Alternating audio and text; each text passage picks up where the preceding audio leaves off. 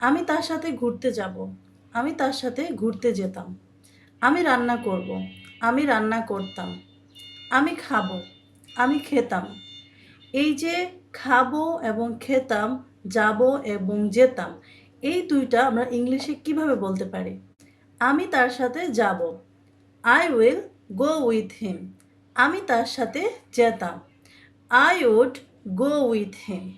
Would ব্যবহার করে আমরা যেতামের ক্ষেত্রে ইউজ করতে পারি। আর যখন আমরা যাব বলি তখন আমরা উইল ব্যবহার করতে পারি। যেমন আমি যাব, আই উইল গো। আমি তার সাথে যাব, I will go with him. আমি রান্না করব, আই উইল কুক।